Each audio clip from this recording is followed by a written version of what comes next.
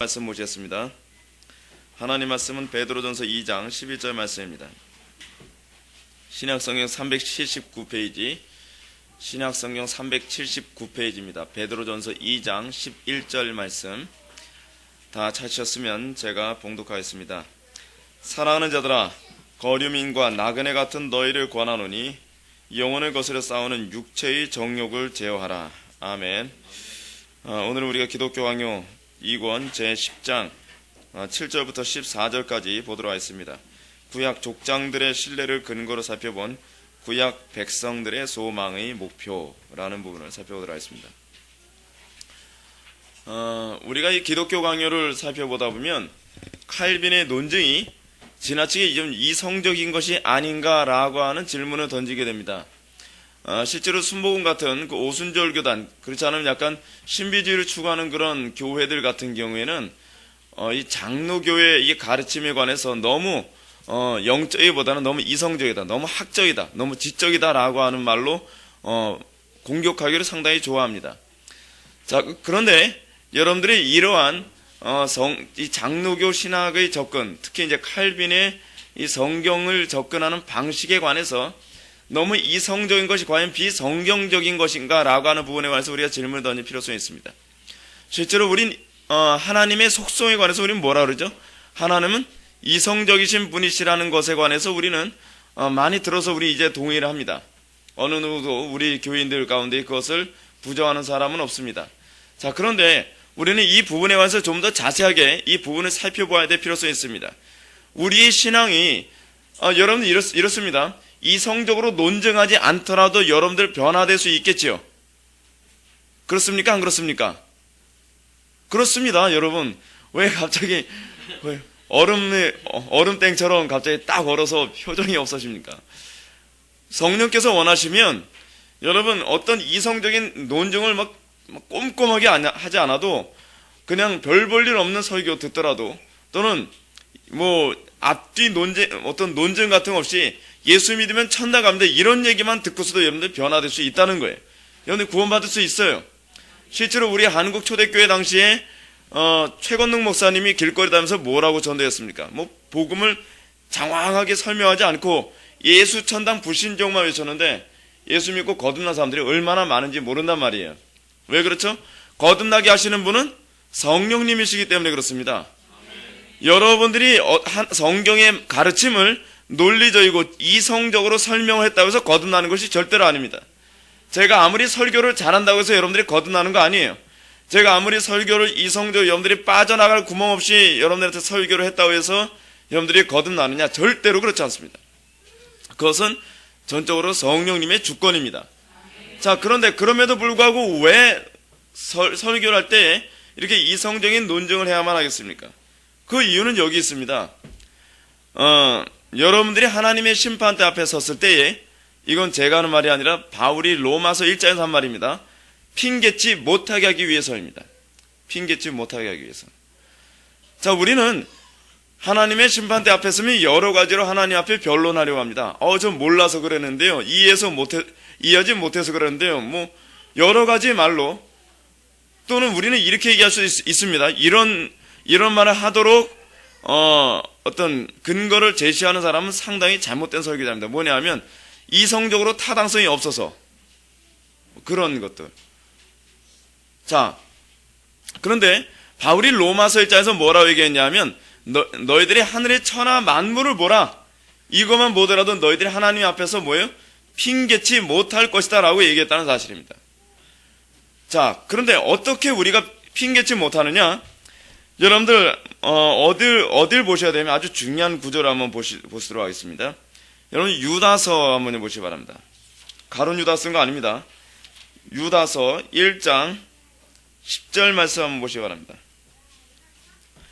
유다서 1장 10절. 유다서는 한 장밖에 없습니다. 유다서 1장 10절 말씀 한번 여러분들 찾으셨으면 다 같이 한번 읽어보실까요? 시작. 이 사람들은 무엇이든지 그 알지 못하는 것을 비방하는도다. 또 그들은 이상 없는 짐승같이 본능으로 아는 그곳으로 멸망하느니라. 아멘. 이 유다서의 내용을 잠깐 좀 설명해 드리겠습니다. 유다서는요, 요한 일서하고도 상당히 흡사한 어떤 상황을 두고 있습니다. 그리고 오늘날 한국교회 안에서 나타난 현상하고 아주 흡사합니다. 뭐냐면, 여러분들이 유다서 1장 4절을 보면, 이는 가만히 들어온 몇 사람이 있습니다. 이 가만히 들어온 사람들이 있습니다. 신천지 같이 가만히 들어온 사람들이 있어요. 또 꼭 신천지 같은 사람들은 아니라 할지라도, 약간 영적으로 굉장히 잘못되어진 사람이 가만히 들어온 겁니다. 근데 이 사람들은 어떤 사람들이냐 하면, 이 사람들은 꿈꾸는 사람들입니다. 8절에 보면, 그런데 이 꿈꾸는 이 사람들도 그와 같이 육체를 더럽히며 권위를 업신여기며 영광을 비방하는도다 라고 얘기하고 있지 않습니까?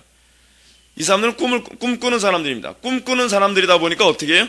하나님의 말씀을 교리적으로 이성적으로 알아들을 수 있게 아무리 얘기해도 이 사람들은 받아들이질 않아요. 받아들이지 않는 이유가 뭐냐면 이성을 사용하지 않고 뭐를 사용하기 때문에 그래요? 꿈을 자꾸 사용하기 때문에 그래요. 꿈을.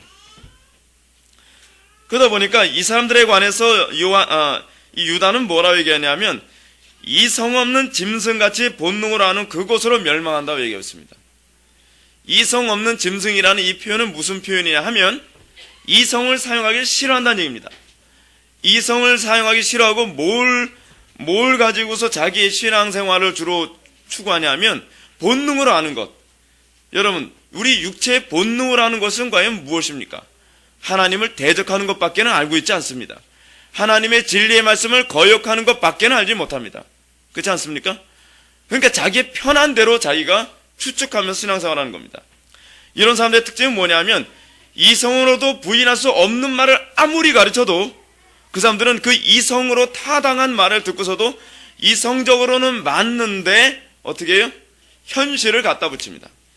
이성적으로는 이 말이 타당성이 있는데 어떻다고 얘기하는 거예요? 자기가 꿈꾼 거하고 충돌을 일으킨다는 겁니다. 또 이성적으로는 타당성이 있는데 자기가 직통계시 받은 거하고는 또 충돌을 일으킨다는 거예요. 무슨 얘기죠? 하나님의 말씀은요, 여러분들의 이성이 도망칠 수 없도록 기록됐습니다. 그것이 성경 말씀이 기록되어진 방식입니다. 근데 우리는 자꾸 어떻게 하냐면 하나님의 말씀을 부인할 수 있는 또 다른 신적 권위를 추구하는데 그것이 뭐냐 하면 직통계시라든지 꿈. 그래서 신비주의가 그래서 위험하다는 겁니다. 신앙이 주관화되면 그래서 위험하다는 거예요. 신앙이 주관화되면요. 어떤 사람은 이럽니다. 이 신적 권위를 어떻게 또 부여합니까? 성경을 보다가 이거다라고 하면서 한 구절만 가지고서 마음에 그냥 끌리는 그거 가지고서 신앙생활 한단 말이에요. 근데 우리는 뭐라고 얘기합니까? 교리는 이렇게 얘기합니다. 성경에 예를 들어서 출애굽기에서는 이렇게 얘기하고 있고 신명기에서는 이렇게 얘기하고 있고 또 마태복음에서 예수님이 이렇게 얘기하셨고 또 바울서시에서는 바울이 이렇게 얘기했다라고 하는 부분을 아주 이성적으로 납득이 되게 또 합리적으로 앞뒤 딱딱 맞춰서 절대로 빠져나갈 수 없도록 얘기를 하는데 그래도 아니라는 거예요. 왜 아니냐라고 물어보면 그 사람들이 이렇게 얘기합니다. 성령께서 내 마음속에 그렇게 말씀하시지 않으셨다는 거예요. 여러분, 성경은 누가 기록하셨습니까? 성령님이 기록하신 것 아닙니까? 근데 우리는 하나님의 말씀의 권위를 부인하기 위해서 온갖 교환하는 방법을 다 사용하는데 그것이 뭐냐면 그렇게 다른 신적 권위를 갖다 붙이면서 하나님 말씀대로 살지 않아도 된다고 하는 그런 이유를 계속 우리는 찾아다닌다는 사실입니다. 그래서 여러분, 구원받은 하나님의 백성들에게 성경 말씀은 바울은 어떻게 된다고 얘기합니까? 아멘만 되나니, 예만 되나니 라고 얘기하고 있지 않습니까? 이 유다서에서 이 사람들의 가장 심각한 문제는 무엇이냐면 그들은 이성을 의도적으로 사용하기 싫어합니다. 자, 여러분, 다시 로마서 1장으로 넘어갑시다. 로마서 1장에서 핑계치 못할지니라 라고 바울이 얘기했던 그 부분을 다시 한번 묵상해 본다면 왜 핑계할 수 없다는 거죠? 그 이유는 무엇이냐면 천하 만물, 자연 만물을 보면 만물을 보고 그것을 이성을 사용해서 타당성만 찾아도 무엇을 할 수 있냐면 심판자가 존재한다는 걸 알 수 있다는 거예요. 이 만물을 창조하신 분이 분명히 있다는 것을 안다는 거예요. 근데 문제가 뭐예요? 이성 사용하기를 좋아해요? 싫어해요? 싫어해요. 그것에 대한 감각이 있으면 자꾸 어떤 생각을 하냐 하면 다른 자기 본능으로 아는 그것으로 그 이성으로 얼마든지 추론해서 알 수 있는 그것을 자꾸 부정한다는 거죠. 부정하는 거예요. 물론 여러분, 천지 만물을 이성적으로 여러분들이 추론한다 하여 여러분 구원받지 못합니다. 근데 천지 만물을 추론하기만 한다면 여러분들이 예수 믿으라는 말을 거부할 수 없다는 얘기예요. 중요한 건 그 얘기입니다. 여러분 좀 이성을 많이 사용하는 사람들은 무슨 얘기합니까? 여러분 대표는 케이스 여러분 플라톤이거든요. 플라톤 같은 사람만 하더라도요. 저는 플라톤의 철학을 그다지 많이 하는 건 아니지만 플라톤의 철학에 관해서 제가 공부하면서 순간순간 느끼는 것이 뭐냐면 야, 이 사람은 거의 성경에 근접한 사람이다라는 생각이 들 정도였어요. 플라톤주의 이원론은요. 그 구원론도 탁월하고 그 모든 그 사람이 가지고 있는 사고가요. 거의 구원을 받을 쯤까지 간 것 같아요.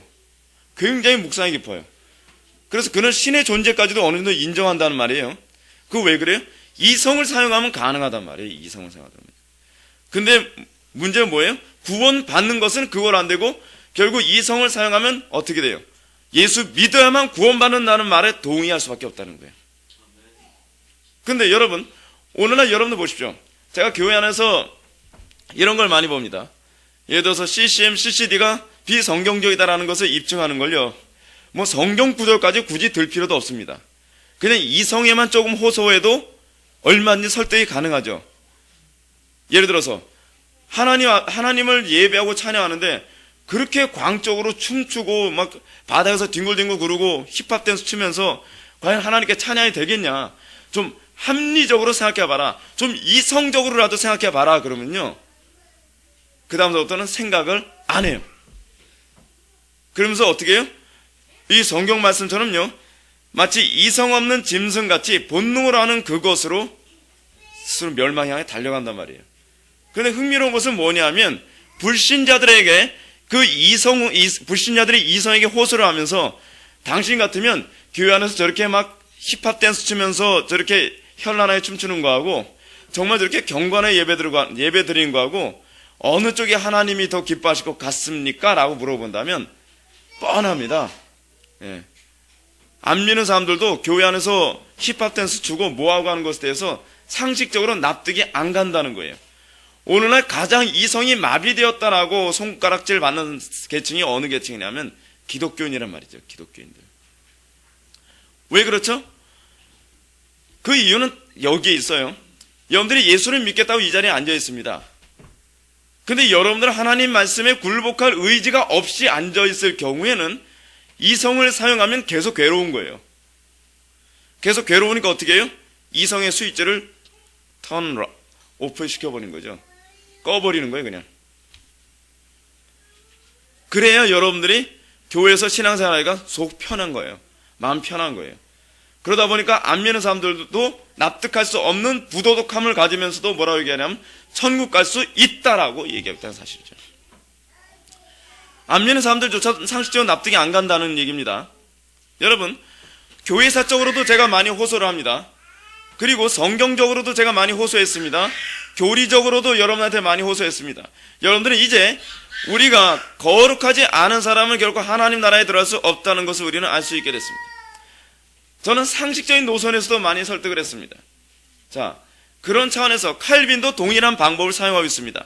여러분들이 좋은 교회를 찾아다닌다는 것이 가지고 있는 한 가지 위험한 부분이 하나 있다면 그것이 뭐냐면 적어도 하나님께서는 여러분들 이성에 호소를 했고 그리고 그 이성에 호소한 것으로 말미암아 여러분들은 더 이상 핑계할 수가 없게 돼버렸다는 사실입니다. 그것이 심각한 문제이죠. 문제예요. 오늘날 우리는 어떤 교회를 찾아다닙니까? 좋은 교회를 찾아다니려 하지만 우리는 그 좋은 교회에서 요구하는 좋은 말씀들을 결코 살려고 하지 않는다는 사실입니다.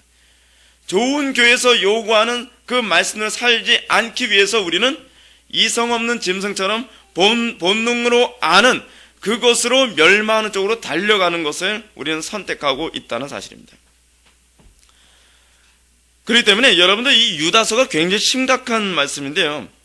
유다서에서는 이렇게 이성에 끊임없이 호소하고 성경의 타당성 그리고 성경이 얘기하는 것에 조금도 오류가 없게 설명을 했음에도 불구하고 그들이 하나님의 말씀에서 떠난 사람들에 관하여 이 유다는 뭐라고 얘기하냐면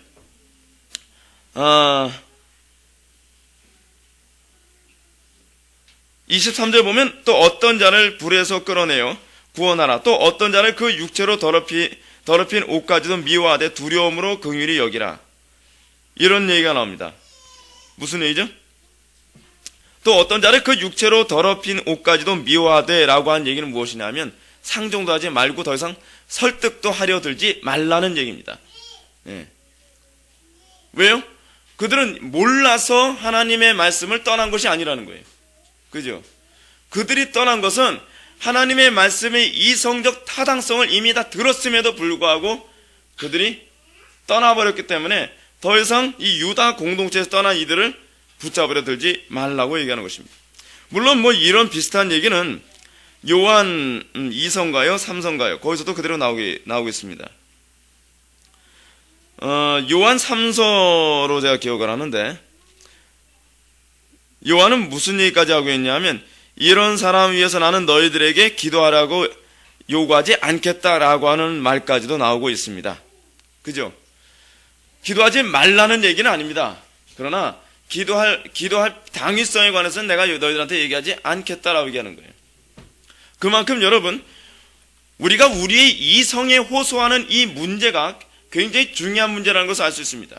칼빈이 그래서 지금 세레베투스를 추종하는 사람들하고요, 그리고 제세례파를 추종하는 사람들을 향해서 이 이성에 호소하는 얘기를 장황하게 지난주서부터 계속 얘기하는 겁니다. 계속 얘기해요. 즉 어디다 호소하고 있는 거예요? 여러분들 이성에. 그렇다면 여러분들이 정말 성경의 권위를 인정한다면 여러분들은 이 성경 말씀 앞에서 예만 할 뿐이고 결코 우리는 어떠한 거부도 할 수 없다는 것을 우리는 염두에 두어야만 합니다.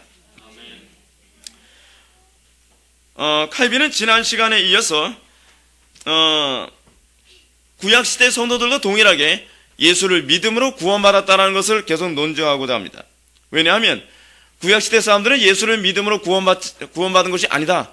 그들은 구원하고는 아무 상관이 없었다라고 하는 궤변을 늘어놓는 이 세레베투스나 그렇지 않으면 제세례파들에 관해서 칼빈이 계속적으로 그들의 교리가 틀렸다는 것을 설득하기 위해서 지금 이 장황하게 오늘은 7절부터 14절이라고 하는 또 굉장히 많은 분량으로 이렇게 설명을 하고 있습니다. 먼저 타이틀을 보게 되면 구약 족장들의 신뢰를 근거로 살펴본 구약 백성들의 소망의 목표라고 하는 부분을 보면 여기서 이 부분이 의미하는 바가 뭐냐 하면 현세의 풍요로운 만족을 추구하면서 구약의 성도들이 말이에요, 구약의 족장들 또는 구약의 하나님을 믿었던 모든 사람들은 현세의 만족과 풍요를 추구하면서 내세의 만족과 풍요를 추구했던 사람 한 명도 없다는 것을 지금 칼빈은 논증하고 있습니다. 그들은 장차 도래하게 될 영원한 생명, 영생을 위하여 현세에서의 모든 만족과 풍요를 철저히 포기하고 그리고 이 땅에서는 가장 비참한 사람들처럼 가장 고통받는 사람들처럼 살았다는 것을 지금 얘기하고자 합니다. 이런 얘기는요, 예수님께서 너희를 위하여 보물을 어디에다 쌓아놓으라고 얘기하셨죠? 우리 산상수훈에서요? 하늘에. 그렇죠?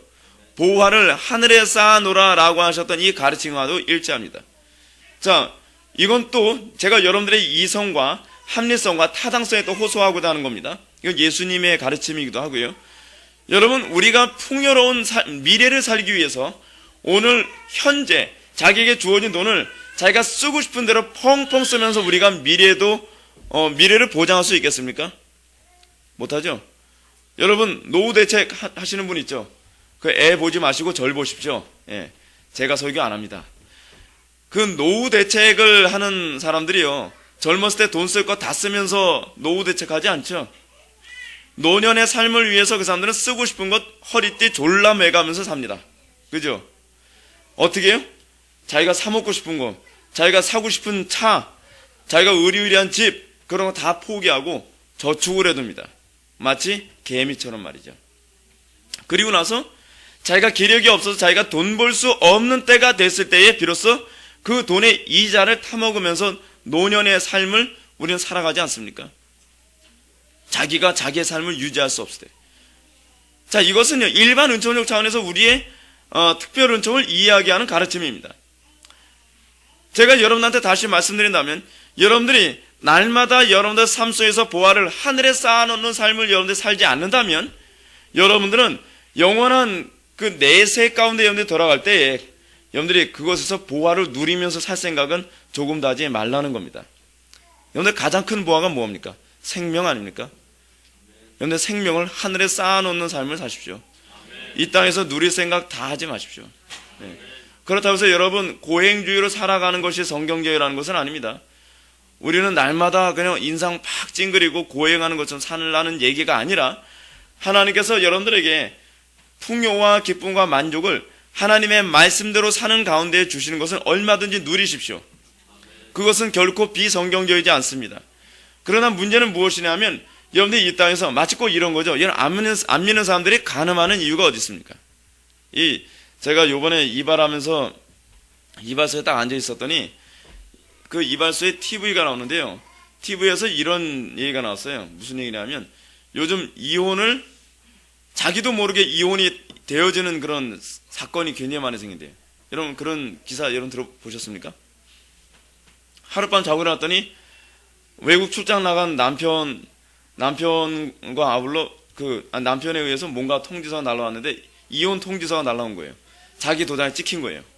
합의 이혼이 됐다고 날라온 거예요. 합의 이혼이.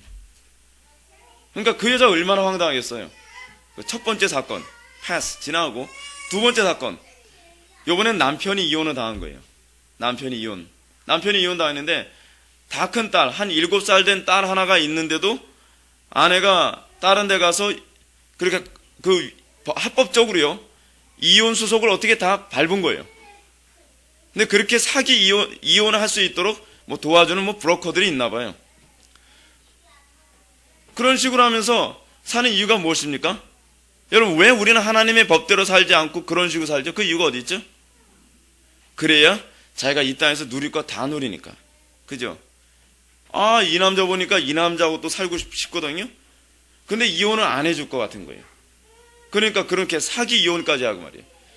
요즘에 이혼을 사람들이 하기 위해서 별수단과 방법을 안 가린대요. 얘기 들어보면 합의 이혼을 유도하기 위해서 아예 까놓고 바람을 핀대요. 자기 아내가 눈치채도록. 예. 너 기분 나쁘지 않니? 너 기분 나쁘면 합의 이혼 해줘. 너무나 뻔뻔스럽게 그런다는 거예요. 자, 왜 우리는 그렇게 하나님의 법대로 살지 않죠? 왜 우리는 왜 하늘에 보화를 쌓아놓도록 이렇게 살지 않는 것이죠? 그 이유가 어디 있죠? 이 땅에서 누릴 거 다 누려보겠다는 거예요. 우리가 가지고 있는 사고방식이 이렇습니다.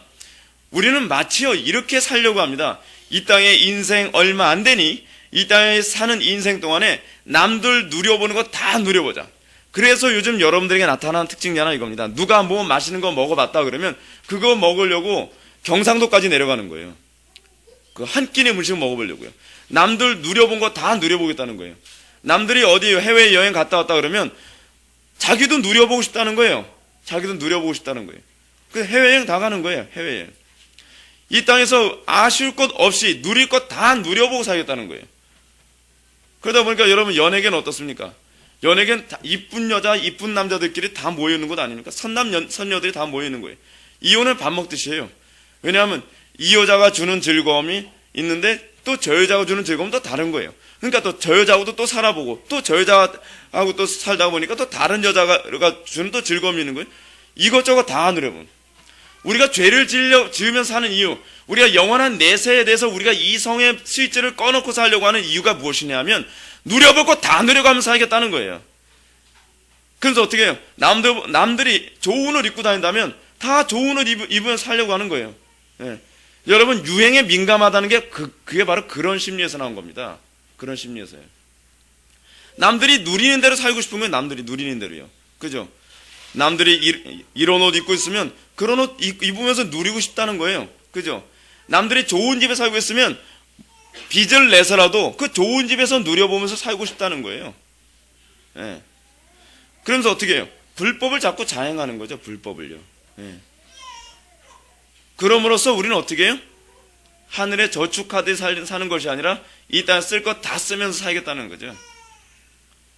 근데 문제가 뭐죠? 오늘날 교인들은요, 이성적으로 생각해도 그것은 신앙이 아니라는 것을 알 수 있는데, 그런 사람들이 그래도 자기는 믿기 때문에 천국 간다는 거예요. 예. 자기는 이 땅에서 자존심 상하고 하나도 상하지 않고, 예? 남들한테 누릴 거 다 누리고, 예? 그리고 남들이 즐기는 거 다 즐겨보고, 남들이 보고 싶은 거 다 보고, 예. 그러면서 우리는 남들이 못 가는 천국 자기도 가는 특권을 누리기 원한다는 거예요. 아무도 그렇게 살다가 천국 간 사람이 없거든요. 우리가 지난 주일날 라한성 교수님의 순교자 열전 여러분들 다 보지 않으셨습니까? 시청하셨죠? 그래서 순교자들의 특징이 무엇입니까? 이 땅에서 목숨, 안위, 행복, 즐거움 다 누리면서 천국 간 사람들은 아무도 없습니다. 우리가 천국 가는 방법은요, 우리가 영원한 내세에 들어가는 것은 이 땅에서 우리가 마치 쓸 것 못 쓰고 영원한 하늘나라에다 저축하듯이 사는 사람들만이, 그런 사람들만이 그것을 성경 믿음이라고 정의를 내렸고, 그런 사람들만이 영원한 천국에 들어갈 수 있었다고 얘기하고 있습니다.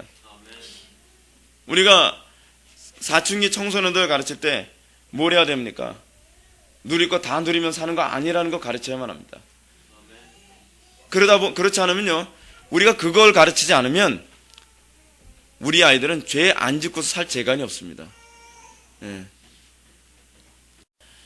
여러분, 우리가 이 땅에 살면서 우리는 과연 어떤 태도로 살아갑니까?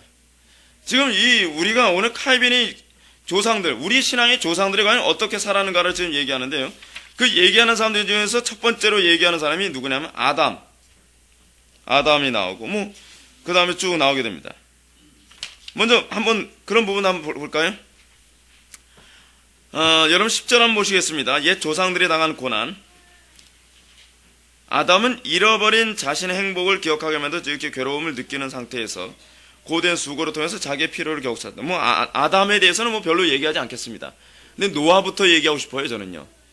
사실은 여러분들 그 강해 설교 통해서 여러분들 뼈저리게 그들이 얼마나 고통스러운 삶을 살았는지 여러분들 잘 알고 계시죠? 그죠? 근데 이 노아에 관해서 칼빈이 더 아주 현실감 있게 와닿게 잘 표현한 부분이 많습니다. 여러분들 536페이지 10절입니다. 제가 10절 하는 거예요. 536페이지 밑에서 한 그 넷째 줄 보게 되면 노아의 다섯째 줄부터 보게 되면 노아는요, 온 세상 사람들이 쾌락을 조차 마음대로 살 때, 그죠? 마음대로 살 때 노아는 오랜 기간을 방주를 짓는 고달픈 일에 전념했다. 이것이 우리가 본받아야 될 신앙입니다. 노아 시대 사람들 어떻게 했어요? 노아 시대의 특징이 무엇이냐면요, 불법이고 합법인 시대예요. 무슨 얘기인지 여러분 아시겠습니까? 죄 짓는 것이 합법이라는 거예요. 죄 짓는 법이. 죄 짓는 것이요. 여러분, 타락한 시대의 특징이 무엇입니까? 타락한 시대의 특징은요, 죄 짓는 것이 합법이고, 그리고 죄 안 짓는 것이 불법으로 여겨지는 시대입니다. 오늘날 여러분 전 세계가 어떻게 돌아가죠? 동성애를 하는 것이 합법이고, 동성애를 잘못했다고 얘기하는 합법적인 행동을 하면 그것이 불법으로 취급받지 않습니까? 그 시대가 타락한 시대라는 거예요. 그런 시대가. 우리가요, 노아 시대가 얼마나 힘든 시대였냐면, 순교자 열전 라한성 교수님 강의에서도 얘기했던 것처럼, 여러분 그리스도인들의 죄명이 뭐였죠? 그 사람들이 왜 짐승들한테 물어 뜯겨 죽어가는 그런 심각한 형벌을 받아야만 했죠? 그들은 불법을 행하지 않기 때문입니다. 그들이 다른 사람들처럼 죄를 같이 저지르면 괜찮은데, 죄를 저지르지 않으면 미움을 받고 죽이고 싶은 거예요. 요즘 그런 거 많지 않습니까? 예를 들어서 말이에요. 예를 들어서 어떤 사람이 여러분들한테 이런 얘기 했다고 칩시다. 나쁜 짓을 저지르자고 얘기를 했단 말이에요. 근데 나쁜 짓을 저지르자고 얘기했는데, 난 안 해. 나는 그리스도인 때문에 그렇게 안 해. 라고 얘기하면, 자기가 자기 죄의 학생을 드러내면서까지도 저 사람을 같은 죄를 저지르자고 얘기했는데 안 하니까 어떻게 돼요? 그러면 미워지는 거죠. 그렇지 않아요? 단편적인 예를 한번 들어볼게요. 요즘 안 믿는 사람들 사이에서 부부 간에 서로 막 여러 부부들이 같이 모여서 막 그 성관계하는 일이 요즘 점유생인데 상류층 안에서 있는 일이에요. 상류층에서. 근데 어떤 사람이 그런 얘기를 꺼냈단 말이에요. 근데 난 안 해 라고 얘기하고 나면 난 안 해로 끝나는 것이 아니라 그 다음부터 그 사람은 미움받는 대상이 되어버리는 거예요. 왜냐하면 자기네들의 부도덕함이 드러났잖아요. 드러났는데 저 사람이 도덕적인 것이 드러나면 자기네들의 부도덕함은 어떻게 해버린 게 돼버려요? 정죄해버린 것이 돼버리거든요. 정죄해버린 것이. 여러분, 그리스도인의 도덕성이 왜 세상으로부터 핍박을 받느냐? 그 이유는 무엇이냐면 여러분들의 도덕성이 안 믿는 사람들에게는 정죄화되기 때문에 그렇습니다. 남들이 다 뇌물을 받는데 실제로 여러분 그 교사들 가운데서 그런 일이 많았다 그래요. 다 뇌물을 받는데 한 교사만 자기는 난 안 받겠다는 거예요. 그러니까 다른 교사들이 자기가 그러면 그 뇌물 촌지를 받은 사람들은 뭐가 돼버리는 거예요? 죄인 취급 받는 거 아니에요. 사실은 죄인이지만 그 사람 하나 때문에. 그러니까 다른 모든 교사들이 그 한 사람만 계속 미워하더라는 거예요. 왕따 시켜버리는 거예요. 왕따를. 그게 바로 그리스도인의 죄목입니다. 그리스도인들의 죄목. 그래서 여러분, 의를 위해서 살 경우에는 핍박을 받게 되어 있습니다. 의를 위해서 살 때는요. 자, 또 단편적인 예를 한번 들어볼게요. 아하방 시대에 여러분 미가야가 미움을 받았던 이유가 어디에 있었습니까? 그가 잘못된 예언을 했기 때문입니까? 아니면 혼자서 바른 예언을 했기 때문입니까? 혼자서 바른 예언을 했기 때문입니다. 성도들의 삶이 사실 예언이에요. 아시겠습니까? 여러분들의 거룩한 삶이 안 믿는 사람들에게 하나님의 말씀 선포라는 말이에요. 근데 이 다른 모든 거짓 선지자들이 다 왕에게 아첨하고 그리고 거짓된 예언을 하는데 미가야 혼자 왕이 이번 전쟁터에 나가면 죽게 될 겁니다. 안 나가시는 게 좋을걸요? 라고 얘기하고 나니까 어떤 선지자가 가서 미가야의 따귀를 때리잖아요. 따귀를 때리는 이유가 뭐예요? 틀렸기 때문이 아니라 오히려 그가 옳기 때문이에요. 그것이 미가야의 죄목이었던 거예요. 그 죄목으로 말미암아 미가야도 그렇고 예레미야도 그렇고 어떻게 했어요? 감옥에 갇히고 그렇지 않으면 엄청난 고난을 겪은 것 아니었습니까? 그것이 바로 성도들의 삶이라는 거예요. 그것이 바로 그러면서 우리는 노아에게서도 그런 모습을 발견해야 됩니다. 노아는요 단지 남들이 다 누리는 죄악을 누리지 않았던 것만이 아니라 그가 방주를 만드느라고 혼자서 고생했다는 것만이 아니라 그가 안 믿는 사람들과 구분되는 삶을 삶으로써 얼마나 그가 미움을 받았겠는가도 동일하게 생각해 봐야만 합니다. 도덕적이라서 여러분들 좋아할 거라고 생각하지 마십시오. 여러분들이 진짜 하나님의 말씀대로 살면 여러분들은 세상으로부터 좋은 소리 못 듣습니다. 네. 그는 죽음을 피하긴 했으나 100번 죽는 것보다 더 큰 어려움을 겪었다고 얘기합니다. 왜요? 방주 속에서 그냥 10개월 동안 지내는 것만도 마치 무덤 속에서 지내는 것 같았기 때문이에요. 여러분, 방주 안에서의 생활, 제가 전에 설교할 때도 그런 말씀드렸죠. 방주 안에서 10개월 동안의 생활은요, 뭐하고 같이 방불 안에 하면 뭐하고 짝을 이루는 개념이냐면 예수님의 그 무덤 속에서의 사건과 짝을 이루는 부분입니다. 그리고 노아가 방주 안에서 40일 동안 40주야 동안 있었던 그 기간은요, 뭐 비가 오는 기간만 40주야였죠 사실은요, 그죠? 근데 방주 안에서 있었던 기간은 10개월이란 말이에요. 10개월.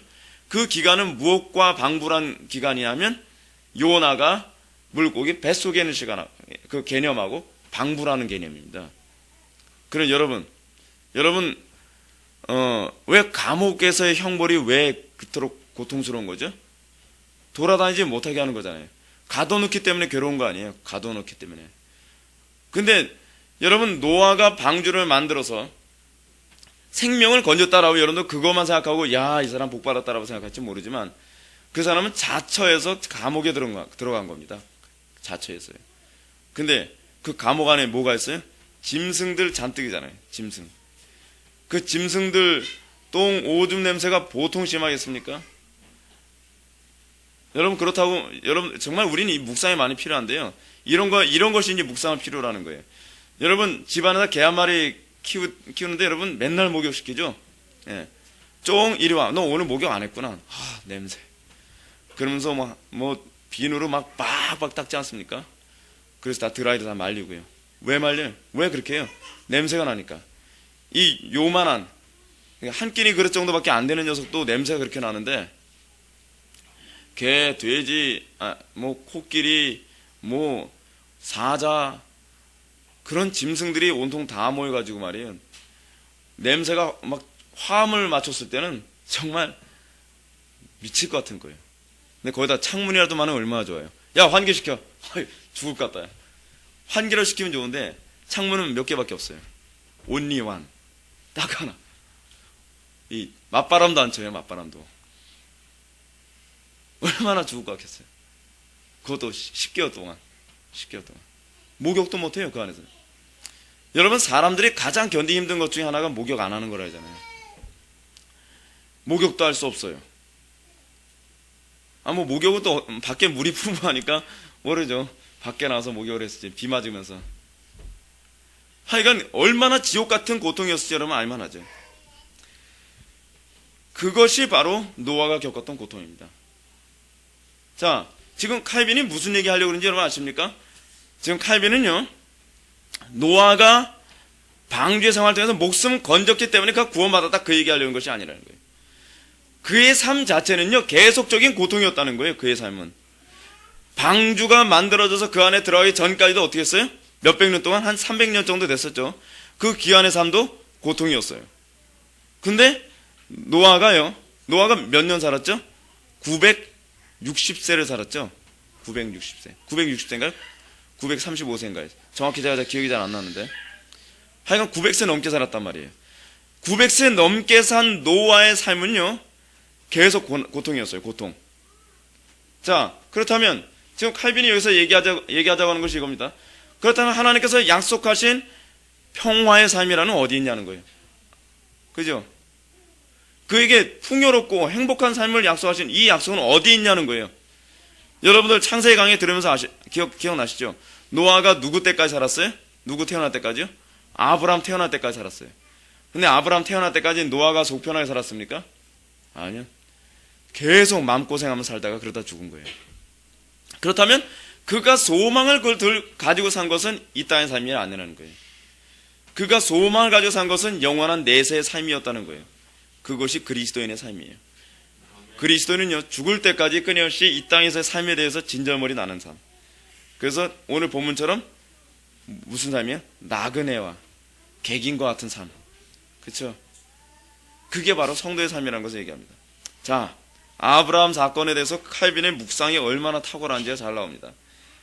아브라함, 좀 이따 보면요, 유다의 삶을 보면요, 유다의 삶은 화려합니다. 유다가 아니라 그 누구죠? 그 야곱의 삶은요, 야, 난 야곱이 아니길 바란다 생각할 만큼 여러분 정말 이 칼빈의 묵상이 탁월합니다. 근데 먼저 아브라함부터 한번 좀 강도가 좀 약하지만 여러분들의 인생보다 훨씬 비참하게 살았던 이 아브라함의 인생의 여정을 한번 봅시다. 우리는 예수 믿으면 그 다음부터 불행 끝 행복 시작이라고 생각하는데 그렇지 않습니다, 여러분.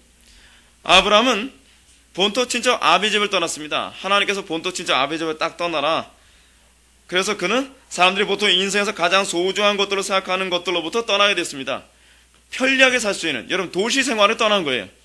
아브라함이 떠난 곳, 그 갈대아 우르는요, 도시사회거든요, 도시사회. 그리고 자기네 그 종족이 모여서 살았기 때문에 그 시족사회로 말미암아 항상 생명의 위협으로부터 보호를 받을 수 있는 사회였거든요. 근데 거기로부터 떠났습니다. 그 다음서부터 아브라함의 삶은 어때요? 항상 생명의 위협을 느끼는 삶 아닙니까? 그래서 항상 어떻게 해요? 살아남아야 된다는 것 때문에 항상 하나님을 의존하는 삶이에요. 사는 겁니다. 이게 바로 나그네요, 객인으로서의 삶입니다. 여러분 어떻습니까?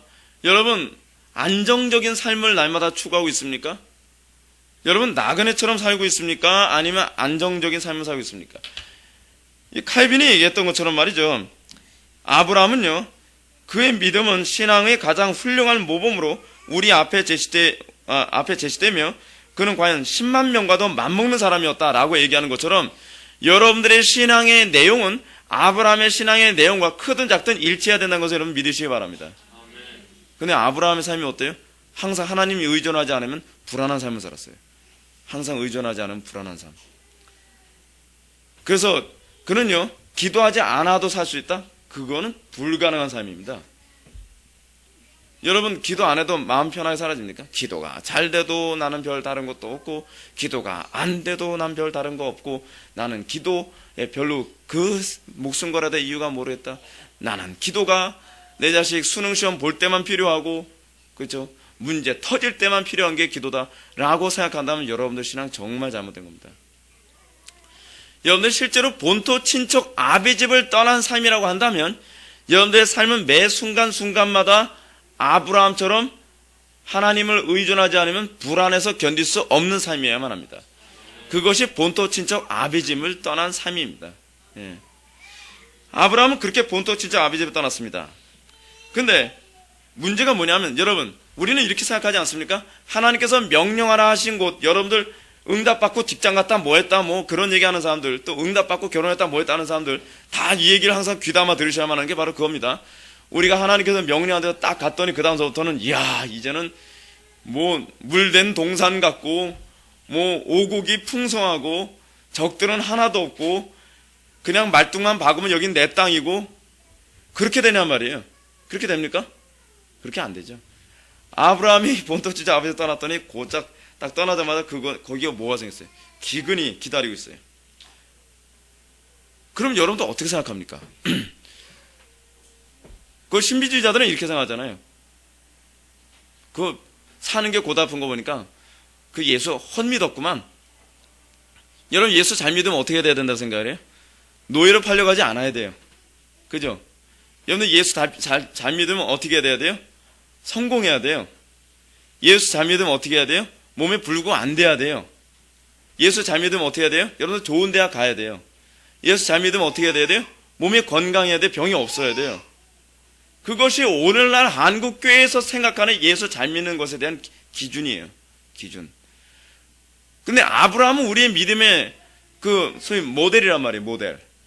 근데 아브라함을 보니까 그래요? 아브라함이 진짜 이거 성령의 인도받은 거 여러분 믿습니까? 근데 아브라함이 성령의 인도를 받아서 갔더니 그 땅에 딱 갔더니 기근이에요. 기근에서 어떻게 해? 그 땅을 떠나야 되게 생겼어요. 그래서 어디로 가요? 애굽으로 가잖아요. 애굽. 애굽으로 갔더니 하나님께서 애굽왕 바로로부터 뭐 지켜줍니까? 또 그것도 아니에요. 바로로 인해서 자기 아내가 뺏기게 생겼어요. 근데 하나님께서 그나마 보호해 주셔서 아내를 이제 몸 더럽히지 않고 지킬 수 있었던 거죠. 자, 여러분들 잘 기억하셔야 되는 것이 무엇이냐면 하나님께서 여러분들과 함께 한다는 개념은요, 여러분들이 원하는 육신의 풍요로 다 채워준다는 얘기가 아닙니다. 하나님께서 여러분들과 함께 하신다는 개념은 무엇이냐 하면 여러분들로 하여금 영원한 천국, 영원한 하나님 나라 또는 하나님의 영광 위한 삶에만 여러분들의 관심사가 점점 좁혀지도록 하나님께서 인도하시는 삶이라는 것을 믿으시기 바랍니다. 만약에 아브라함이 하나님께서 원하시는 본토 친척 아비 집에 딱 떠났는데 그래 하나님께서 원하시는 땅에 딱 가면 어떻습니까? 아브라함 믿음이 거기서 모든 것이 다 잘 됐으면 아브라함의 믿음이 성장했을까요? 아브라함에게 그런 위기가 없었다면 아브라함이 하나님 만나서 하나님과 교제하고 그런 일이 있을 수 있었을까요? 없었을 거예요. 여러분들이 하나님 만날 때가 언제입니까? 여러분들이 하나님을 찾을 때가 언제입니까? 속 편할 때입니까? 아니에요. 하나님께서 여러분들을 만나려고 하실 때, 그리고 하나님의 살아계심을 여러분들이 느끼게 될 때가 어떤 때냐 하면 위기 때예요. 위기 때. 그러면서 어떻게 해요? 하나님의 하나님 되심을 점점 알아가고 그걸 알아간 만큼 여러분들 어떻게 되냐면 이 땅에 소망 걸지 않은 거예요. 점점 어떻게 해요? 영원한 하나님 나라, 그리고 우리가 정말 믿을 만한 하나님께만 우리의 소망을 거기다 걸고 가게 되었다는 거예요. 근데 여러분들이, 제가 틀림없이 말씀드릴게요. 여러분들 이 땅에서 형통하고 별 어려움 없이 산 사람들 치고 신앙 좋은 사람이 없습니다. 있을 수가 없습니다. 왜요? 이 땅에 안착해서 살고 있는데, 그렇잖아요. 만약에 그런 사람들, 이 땅에서 부귀와 영화와 행복이 가득하고 자녀도 다 잘 나가고 자기 와이프 또는 자기 남편 다 마음에 들고 자기가 사는 곳은 아무것도 아쉬운 거 없는 사람한테 빨리 천국 가고 싶지, 그지? 그러면 지금 욕하냐? 대번에 그러지 않습니까? 나는 이 땅에서 좀 하루라도 더 살고 싶어, 나는. 그래서 여러분, 그건 누굽니까? 진시황이 그래서 그렇게 오래 살고 싶었던 거예요. 오래 살고 싶었던 거예요. 여러분, 노아가 900세 넘게 살았는데, 노아가 과연 1000살까지 살고 싶었을까요? 아유, 내가 몇 년만 더 채웠으면 1000살인데. 주님 너무합니다. 1000살은 좀 채워주시지. 그랬을까요? 아니요. 오히려 이렇게 생각했을 겁니다. 하나님, 웬만하면 900세 안 채우셔도 되는데, 뭘 기록 세울 일도 없는데, 900세까지 채우시고. 그렇지 않아요? 그래서 우리의 신앙의 선배들의 특징, 초대교회 때서부터 지금까지 나오는 우리 신앙의 선배들의 특징은 뭐냐면, 오래 사는 것에 관심이 없어요. 청교도들의 특징은 뭐라 했습니까? 잘 사는 것보다는 잘 죽는 데 관심이 있다 그러지 않았습니까? 그게 신앙입니다. 그게 신앙. 하나님께서 여러분들을 성령으로 말미암아 인도하시는 방식이 무엇이냐면 어찌하든지, 그래서 칼빈이 이제 뒤에 그 얘기가 나옵니다. 여러분들이 이 땅에 좀 정붙이고 하나님 의지하지 않고 좀 편하게 이제 살려고 안착하려고 여러분들의 궁둥이를 땅바닥에 딱 붙이고서 문지르기 시작하면 그 다음부터 문제가 생겨요. 그죠? 왜요? 여러분들은 영원한 천국을 여러분들의 본향이라고 생각을 안 하려고 하게 되니까. 그것이 하나님의 자녀들에게 대한 하나님의 은택입니다. 은택. 여러분, 우리 신앙의 선배들, 지금 성경에 나오는 인물들 중에서 어떤 사람들이 어떤 때 타락했습니까? 솔로몬 같이 그토록 믿음 좋다고 하는 사람조차도요. 하나님께 그 영광스러운 언약을 받은 사람인 것조차도 솔로몬이 온 땅에서 누릴 수 있는 최고의 부귀와 영화를 다 누리게 되자, 그리고 아내를 1000명이나 두고 말이에요. 그리고 금으로 된 방패를 막 하고, 그 솔로몬이 살던 시대에서의 은은 돌멩이처럼 취급받고요. 얼마나 금이 흔했고 얼마나 궁궐이 웅장했는지 성경 말씀에 의하면 그 당시에 솔로몬의 궁전만큼 화려한 궁전이 없었다라고 얘기합니다. 솔로몬이 안고 있는 왕좌 딱 앉아있으면 왕좌의 계단이 이렇게 턱턱턱 있지 않습니까?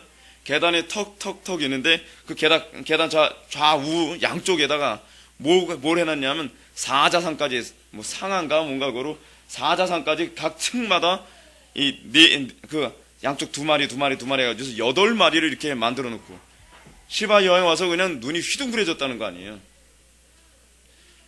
그 정도 화려한 삶을 살자 솔로몬의 삶이 어떻습니까? 풍비박산나는 거 아니에요. 하나님과의 관계가. 그러니까 여러분, 이 땅에서 고생한다고 불평하지 마십시오. 하나님께서 여러분들로 하여금 영원한 천국에만 소망을 두고 살도록 하기 위하여 하나님께서 이런 놀라운 은택을 부어주신다는 것을 믿으시기 바랍니다. 아브라함에게 그렇게 하셨어요. 아브라함에게. 정말 장사 안 돼 설교만 하죠. 제가요. 예. 근데 어떻게 해요? 성경에 그렇게 얘기하는데. 예. 어떤 분은 그럴 겁니다. 저 양반 목회하기 싫어졌나 보다. 저렇게 하면 누가 교회에 와? 여기 왔잖아요. 예. 약간 비현실적인 사람들 여기 모여 앉아 있잖아요. 그죠? 예. 아브라함이 그랬어요. 그래서 아브라함이 말이에요. 가나안 애굽으로부터 나와서 또 하나님께서 거하라고, 누가요? 하나님께서 거하라고 명하신 그 땅으로 다시 돌아온 후에도 그는 또 기껏 돌아왔더니 또 뭐가 생겼어요? 기근이 또 생긴 거예요. 여러분, 아브라함에게 약속된 그 땅은요, 젖과 꿀이 흐르는 땅이 아닙니다. 진짜 젖과 꿀이 흐르는 땅은 어느 땅이었냐면 소돔과 고모라 땅이었습니다. 근데 아브라함은 또 기근을 맞이해서 요번엔 또 어디에? 그랄 땅으로 가게 되죠. 우리 얼마 전에 들은 설교 아닙니까? 그랄 땅에 갔더니 또 아비멜렉한테 또 자기 아내를 빼앗길 지경까지 또 가고 말이에요. 계속 이런 것이 아브라함 사건입니다. 그러면서 또 얘기하는 것이 이겁니다. 칼빈은요. 아브라함이 또 노년에 그나마 자식을 하나님께서 주셨어요. 몇 살이에요? 100살에. 100살에 자식을 딱, 이삭이라는 아들을 딱 얻었으면, 야, 이제는 내 노년에 이젠 하나님 다리 쭉 뻗고 살게 하시나 보다. 할렐루야 하는데 하나님께서 뭐라 그러세요? 네 아들 이삭을 내놔라. 그래서 어떻게 해요? 이삭을 내놓으라는 것도 그냥 내놓은 것이 아니라 번제로 바치라고 하니, 지금 여기서 칼빈이 이렇게 얘기합니다. 그에게서 노년의 지친 삶의 쉼을 얻는가 했더니 이번에는 이삭을 제물로 드리라는 명령을 받는다. 아버지가 자기 아들을 죽여 하다니 이보다 더 끔찍한 일을 어떻게 상상할 수 있겠는가. 이삭이 병으로 죽더라도 아브라함이야말로 노인들 중에서 가장 비참한 사람이었다고 모두 생각했을 것이다. 그렇지 않습니까? 자기 아들 이삭이 병들어 죽었다고 하더라도 노년에 당신은 정말 불쌍한 사람입니다 라는 소리를 들을 상황인데, 그것도 아니고 하나님께서 직접 이삭을 번제로 각을 떠서 바치라고 하니 이건 너무한 거 아니냐 말이에요. 근데 이런 과정을 통해서 하나님께서는 끊임없이 아브라함으로 하여금 어떻게 해요? 이 땅에 소망을 두지 않고 영원한 내세에 소망을 두도록 그의 마음을 잡고 변화시켰다는 겁니다. 여러분, 하나님께서 여러분들을 다루시는 방식에 관해서 이제 보이죠. 하나님께서 여러분들을 다루시는 방식이 이겁니다. 여러분들이 정말 하나님의 택함 받은 백성이라면 여러분들에겐 두 가지 현상이 나타납니다. 첫 번째 뭐냐 하면 여러분들의 타고난 죄악된 본성에 대한 혐오로 말미암아 하나님의 거룩한 성품에 대한 그 사모하는 마음이 점점점 커지도록 하나님께서 인도하실 겁니다. 그게 첫 번째 현상입니다. 두 번째 현상은 무엇이냐 하면 여러분들은 이 땅의 삶 속에서 끊임없이 실망하게 만드셔서, 그래서 여러분들은 이 땅에서 나그네요 객처럼 살게 만드시고, 그래서 여러분들의 입에서 스스로 이 땅은 내 고향 아닙니다. 내 고향, 나의 영원한 본향은 영원한 하늘나라입니다 라고 하여 여러분들 이 땅에서 뭘 잃어도 아쉬울 것 없는 그런 마음으로 여러분들의 마음을 끊임없이 여러분들을 다듬어 가시면서 결국 영원한 천국에만 소망을 갖도록 하실 것이라는 사실입니다. 이 두 가지 현상이 나타나지 않는다면 여러분은 자녀처럼 취급받는다라고 아직은 생각해서는 곤란합니다. 하나님께서 하시는 것은 바로 그겁니다. 자, 그 다음에 이삭을 봅시다. 이삭은 그보다 고통이 심하진 않았지만 그는 최소한 행복도 누리지 못했습니다. 그는 온갖 어려움을 겪었고, 근데 우리는요 참 이래요. 이 이삭에 관해서도 묵상을 하면서 이삭이 고생했다는 건 안 봐요. 그죠? 이삭은 좋겠다. 이 순종 잘하는 마누라 만나서 또 이삭의 아내 또 리브가 또 이뻤대잖아. 좋겠다. 꼭 그런 것만 눈에 들어와요. 그런 것만. 그죠? 이삭은 좋겠다. 뭐 자식들도 낳고. 근데 자식이 낳아서 어떻게 했어요? 속만 들이다 새겼잖아요. 그죠? 속 들이다 새겼다라는 말은 또 설교를 잘 안 해요. 결혼 세미나 하면서요. 여러분 결혼 세미나 들어보신 분들 아마 있을 겁니다. 결혼 세미나 하면서 이런 얘기합니다. 여러분, 기도하면 이쁜 여자 얻습니다. 아브라함 보십시오. 정말 이쁜 여자 만나지 않았습니까? 리브가 봐요. 이쁜 여자라지 않아요? 오죽하면 그 왕들을 빼앗으려고 하겠어요. 여러분, 이쁜 배우자, 잘생긴 배우자 만날 거 믿으시 바랍니다. 그럼 뭐 선남선녀도 앉아서 다 맨 합니다.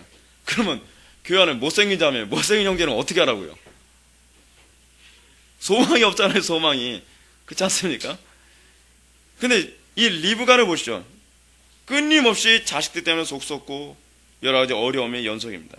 뭐 이삭 얘기는 뭐 그 정도만 합시다. 왜냐하면 야곱이 굉장히 재밌기 때문에 그랬습니다. 우리는 재미있는데 고통받는 야곱은 아마 죽어났을 겁니다. 이 야곱의 인생을 보면요, 야곱은 자기 형과의 갈등으로 말미암아 이 10대에 가출을 하고 말았습니다. 자기 형한테 죽을까봐. 그죠? 가출해서 어떻게 했어요? 남의 집살이, 머슴살이를 하기 시작했습니다. 여러분, 머슴살이 여러분 해본 사람 여기 없죠? 머슴살이는요, 인간 이하의 취급을 받는 겁니다. 아무리 삼촌이라고 하지만 여러분 요즘이라도 그렇지만 자기 친척 집에서 머슴살이처럼 하면요 별로 대접 못 받습니다. 근데 야곱은 이미 10대 때 머슴살이를 시작했습니다. 머슴살이 지긋지긋했는데 그 야곱의 삼촌 라반이 또 인간성이라도 좋아야죠. 욕심 많은 이 라반한테 머슴살이를 하는데 그나마 한 가지 위안을 얻었죠. 야곱의 위안. 누가 있어요? 거기 라헬이라고 하는 마음에 쏙 드는 여자가 있어서 라헬을 마누라로 얻기 위해서 열심히 머슴살이 했습니다. 근데 이 머슴살이 하는 가운데서도 자기가 원하는 여자하고 결혼을 했어요? 못했어요? 못했잖아요. 결국 하룻밤 자고 일어났더니 웬 떡두꺼기 같은 여자가 옆에 누워있는 거 아니에요? 이럴 수가. 속았다. 그러니까 라반이 딱 나타나. 내가 언니 줬다. 그 인물은 좀 그렇지만 어떡하니 어떻게 언니가 먼저 결혼해야지, 그지? 그래, 너 7년 더 고생하면 내가 그 라헬도 줄게. 근데 레아는 아무리 봐도 마음에 안 드는 거예요. 근데 이 문제가 뭐냐면요, 이 흐름이 아주 흥미롭습니다. 이 레아하고 결혼만 안 했으면요, 그 다음부터 인생살이가 평탄한 거예요, 사실은요. 항상 그 야곱의 인생에 고통을 주는 건요, 이 레아 때문이에요, 레아. 이 레아하고 라헬하고 이제 7년 후에 이제 7년 동안 더 봉사를 해서 하면서 이제 아내를 라헬을 얻고 났는데, 계속 둘이 경쟁하잖아요, 경쟁해서 경쟁하면서 나온 건 자식밖에 없어요. 예. 예. 서로 경쟁적으로. 오죽하면은 뭐 오늘은 내 남편 뭐 내가 데리고 가겠다, 뭐 거래하고 말이에요. 죽어나는 거죠, 야곱이. 자, 그렇게 하고 나서 어땠습니까?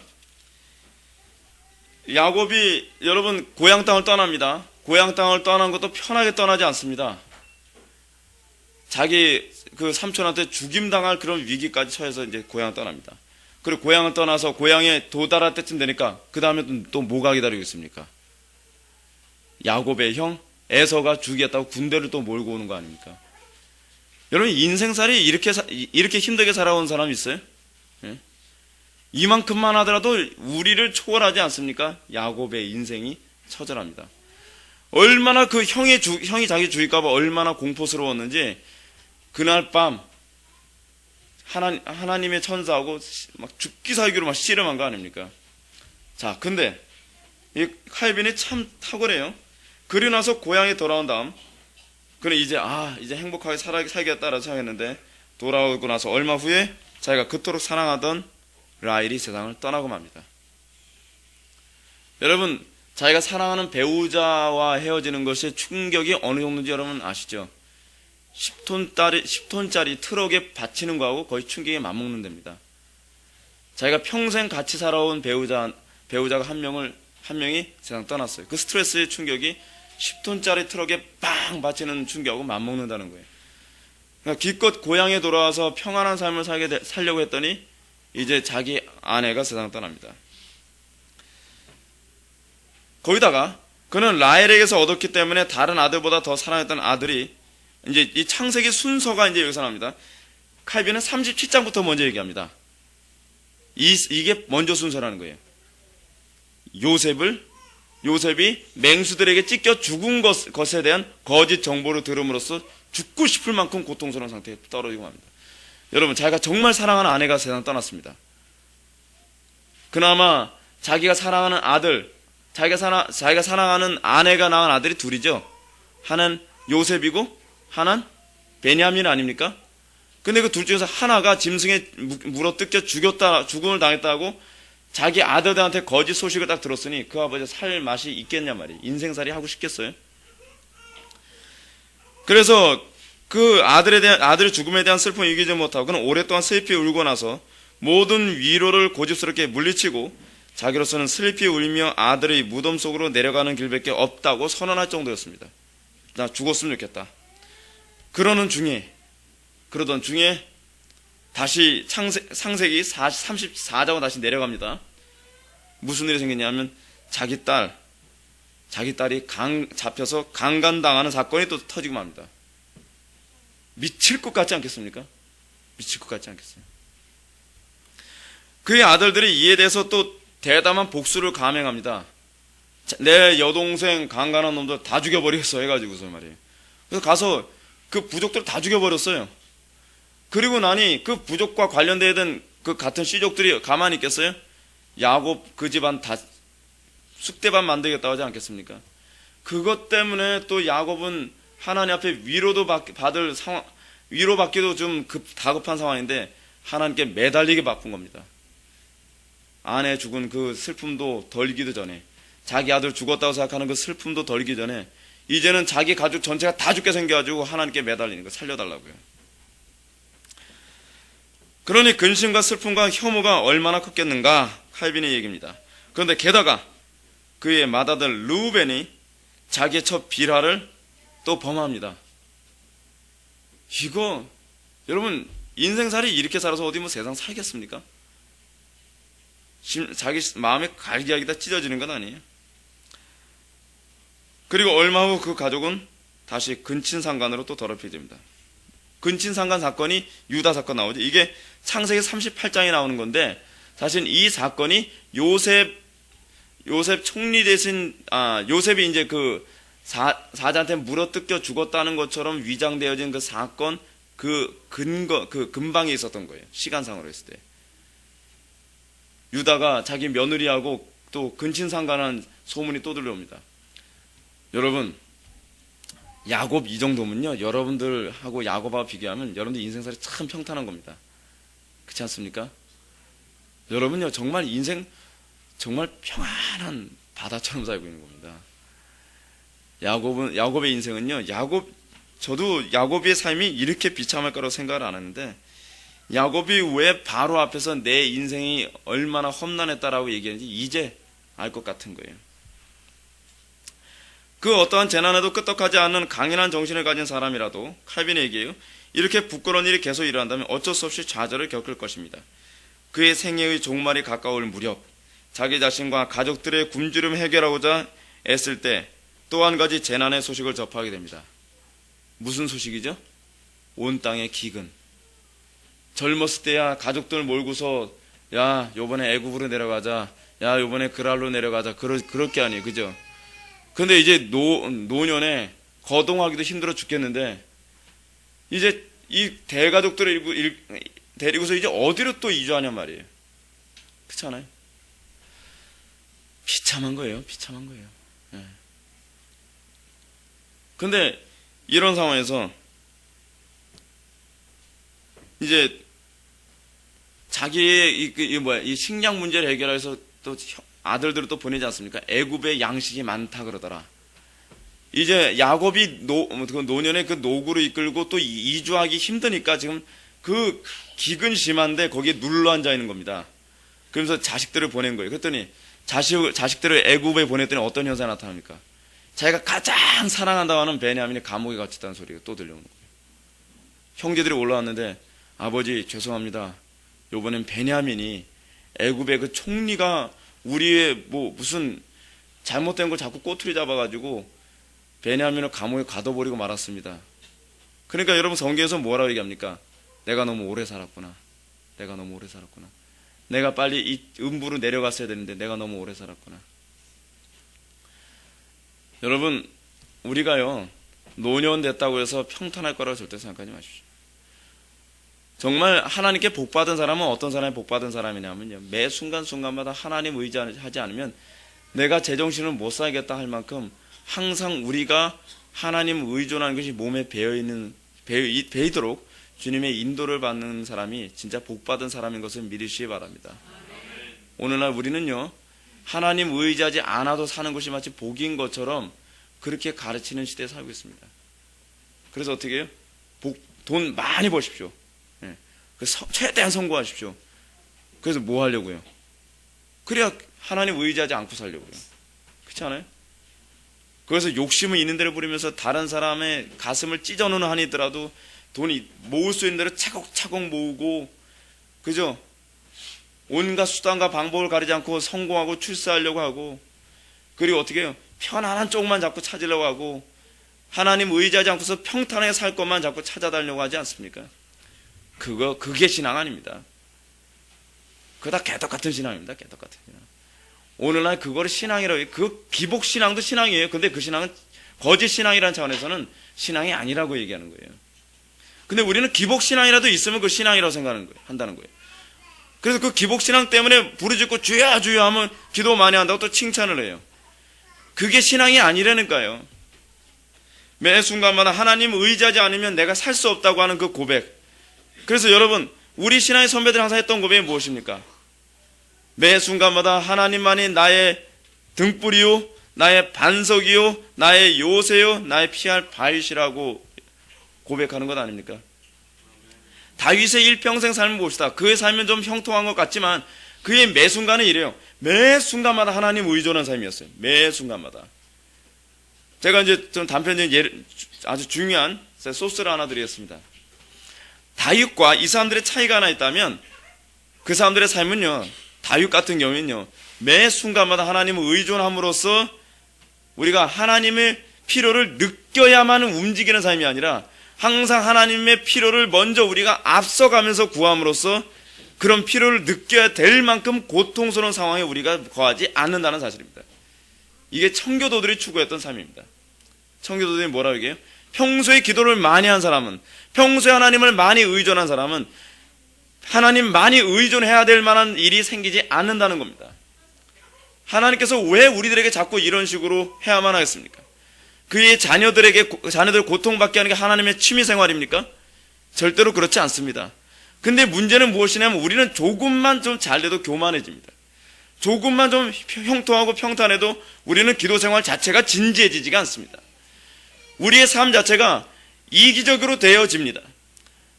하나님의 형상에서 떠나려고 합니다. 세상에 안주하려 합니다. 하나님의 말씀대로 살기보다는 세상의 편리와 부귀와 영화만을 바라보기 좋아합니다. 그러니 하나님은 어떻게 하시겠습니까? 여러분들이 끊임없이 세상을 향해서 여러분들의 눈이 돌아가고 여러분들의 마음이 자꾸 기울여지려 하니 하나님께서 여러분들 하여금 고난과 어려움과 난관을 통해서 자, 네 힘으로 안 된다는 거 알지? 네 힘으로 안 된다는 거 알지? 계속 그거 교육하는 건 아닙니까?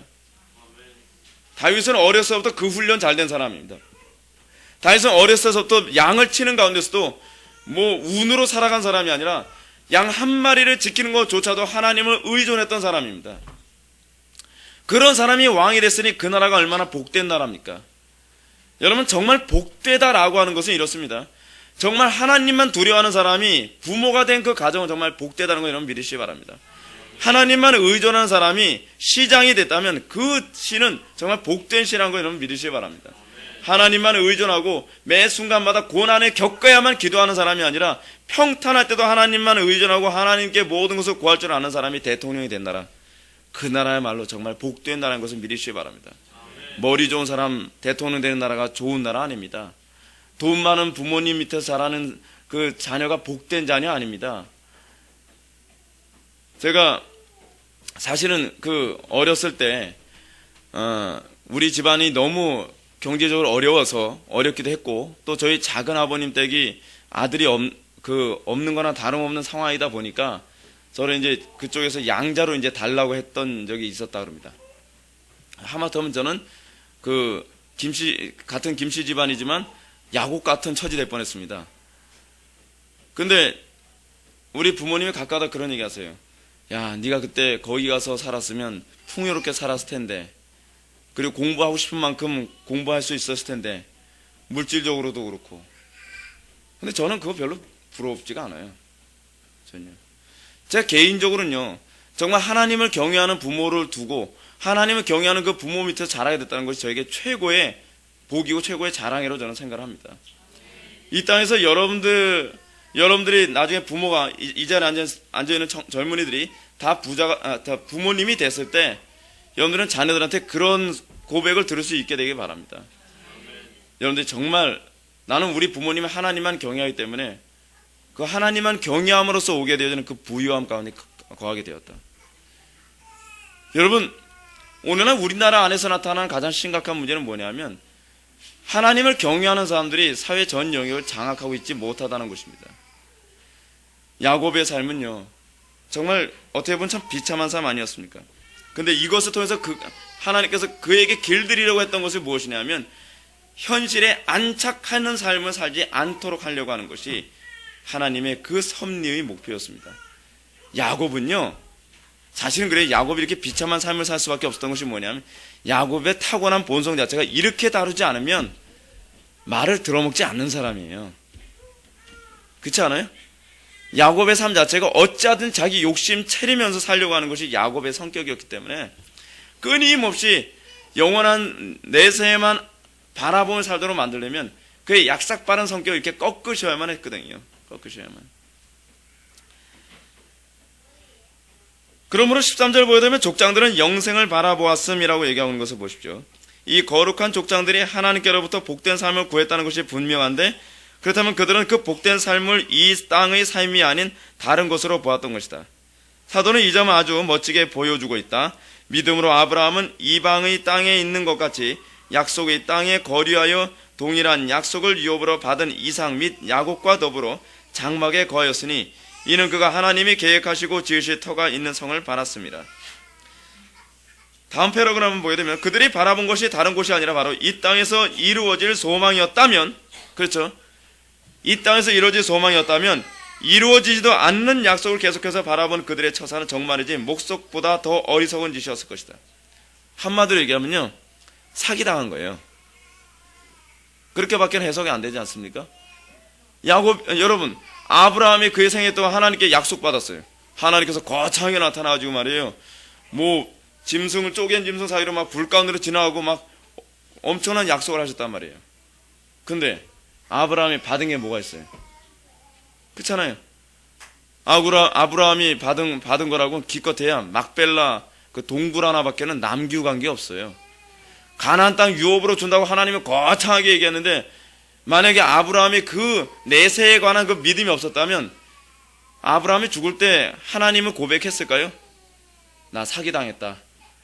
하나님이라고, 여호와라고 하는 존재가 기껏 나를 불러다가 여기까지 이끌어가지고 고생만 직사들어 하고 가나안 땅 유업으로 준다는데 가나안 땅은커녕 뭐야 이거, 내가 지금 들어놓을 그 묘 하나밖에 얻은 거 하나도 없다. 너희도 여호와 믿지 마.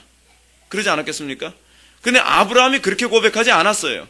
그렇게 고백하지 않은 것이 무엇이냐면, 아브라함은 이것이 아니라 다른 내세의 하나님의 영광스러운 그 기업이 있다는 것을 알았다는 것 아닙니까? 여러분들이 하나님의 말씀을 해석하는 방법 중 하나 바로 이겁니다. 자꾸 기복신앙적으로 해석하다가 여러분 교회 떠난 사람들 한둘이 아닙니다. 예를 들어서 이래요. 11조 해봐라. 그럼 복 받는다. 근데 11조 했는데 복음 고사하고 사업이 진탕망했습니다. 그래서 나 예수 못 믿겠다.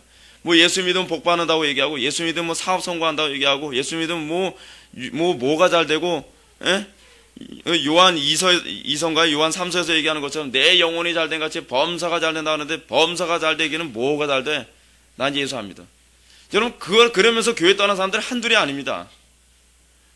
근데 성경 말씀이 틀린 거예요? 아니면 해석해준 사람이 틀린 거예요? 해석해준 사람이 틀린 거예요. 여러분들 육신의 삶을 만족시키기 위해서 기록된 것이 아니에요. 이 성경이 기록된 목표는 무엇이냐면, 여러분들하고는 영원한 하나님 나라에만 소망을 걸고 이 땅에선 여러분들이 구분된 삶을 살고, 오히려 여러분들이 하나님의 거룩한 삶에 동참하는 것에 대한 그 열망만, 그 기쁨만을 가지고서 살도록 여러분들 이끌기 위해서 이 영광스러운 성경이 우리들에게 주어진 거란 사실입니다. 만약에 우리가 그렇지 않으면, 제가 방금 얘기했던 것처럼 아브라함은요, 그래 잘 먹고 잘 살 줄 알았는데 여호와 믿었대, 나 쫄딱 망했다 하면서 자식들한테 여호와 믿지 말라고 얘기했을 겁니다. 칼빈도 지금 얘기하는 게 그거 아니에요. 그들이 바라본 것이 다른 곳이 아니라 바로 이 땅에서 이루어질 소망이라고 생각했다면, 이루어지도 않는 약속들을 계속해서 바라본 그들의 처사는 정말이지 목석보다 더 어리석은 짓 아닙니까? 아무리 헤매고 아무리 돌아다녀도 약속한 가나안 땅의 주인 될 기미가 보이지 않아요. 여러분, 왜 하나님의 약속에 대해서 자꾸 소망을 버립니까? 여러분들이 뭔가 잘못 착각하고 있어서 그런 것 아니에요?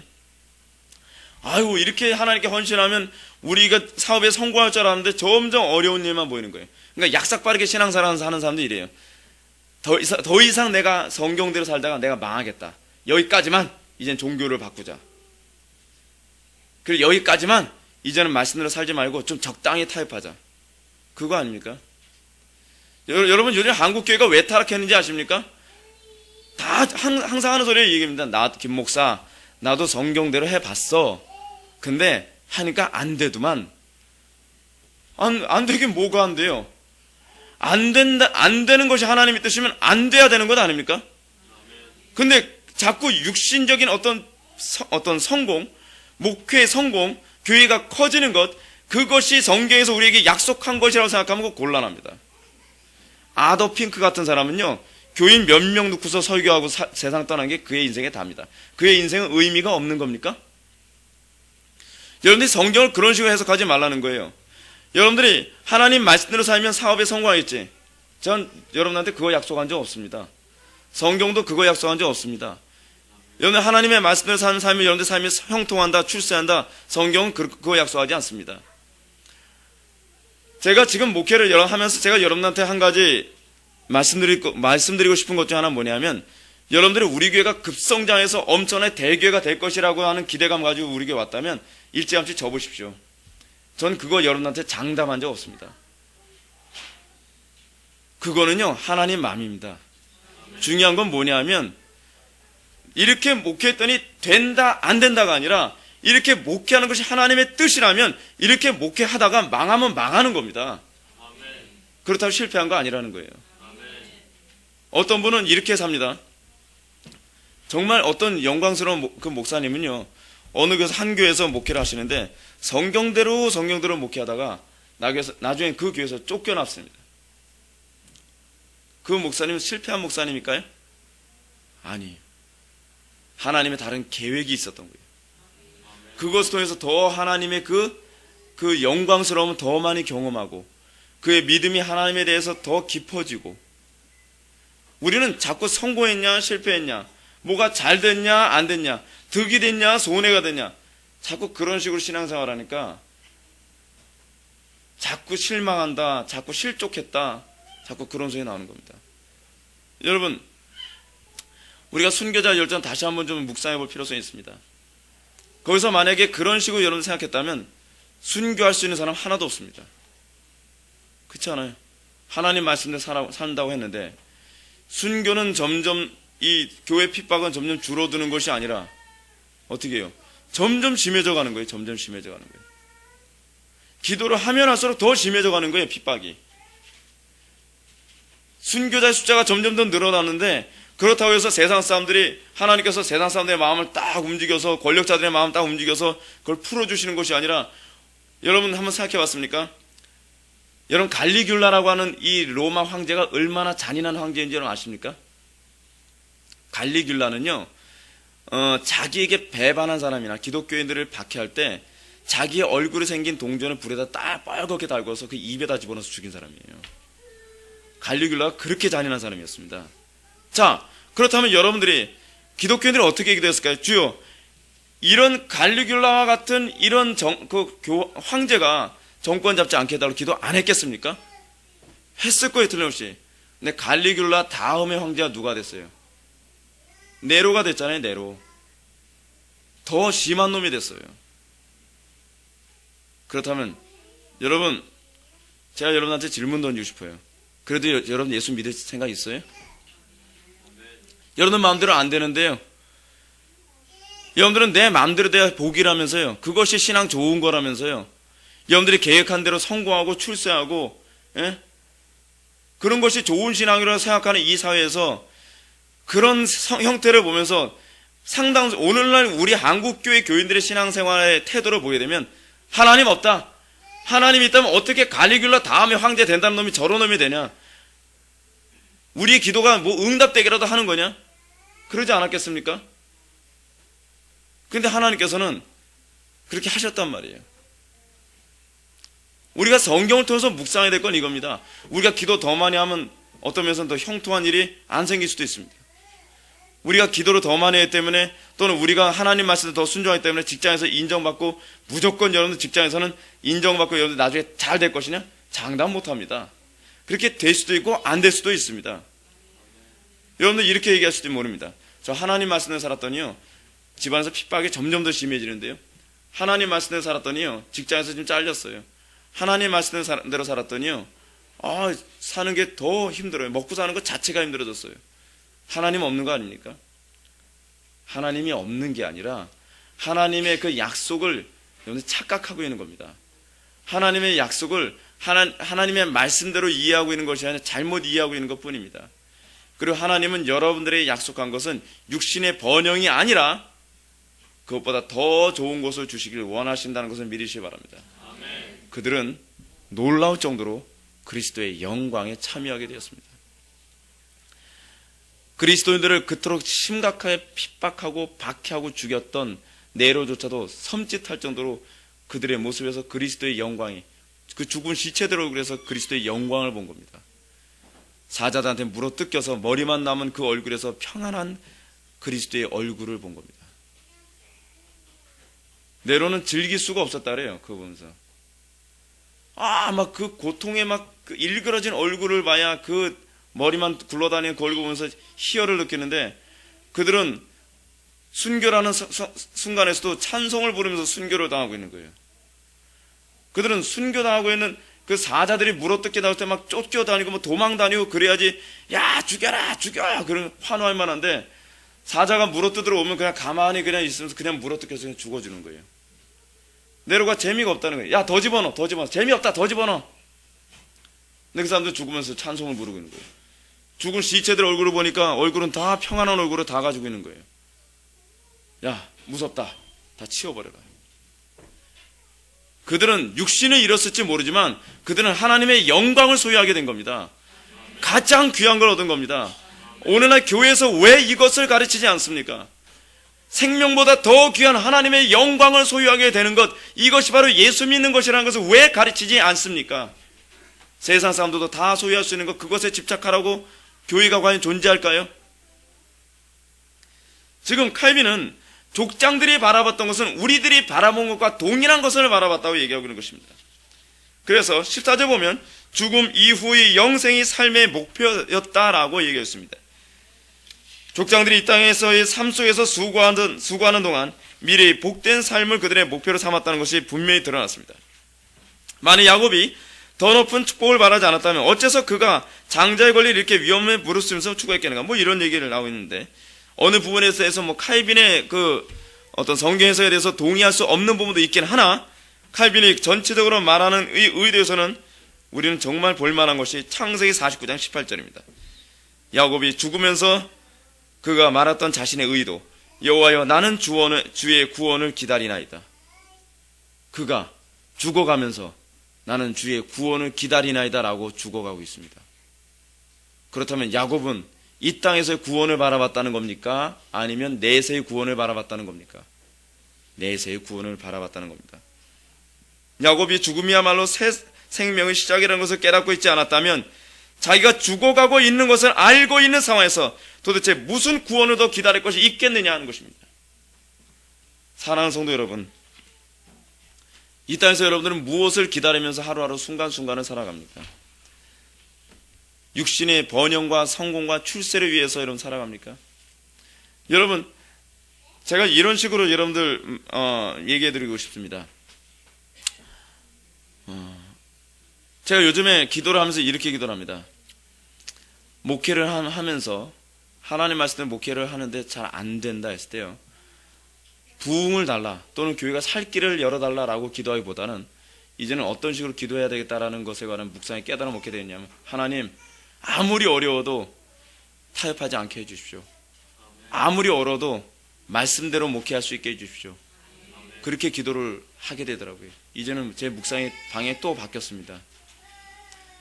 그 얘기는 무슨 얘기냐면, 말씀을 살다가 망하든 그렇지 않으면 부흥을 주시든 그건 하나님의 계획에 의해서 가시고, 저는 끝까지 말씀대로 사는 것을 고수하는데 흔들리지만 않게 해주십시오.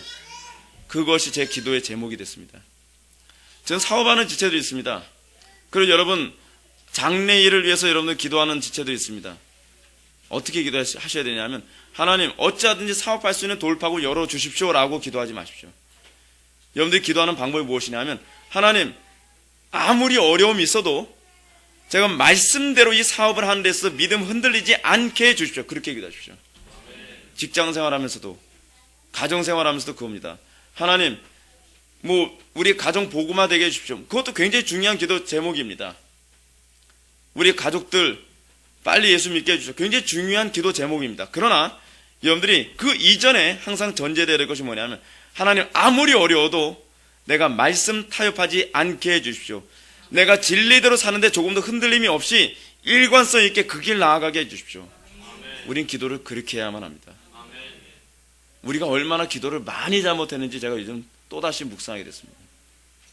이것이 우리가 기도해야 될 방법입니다.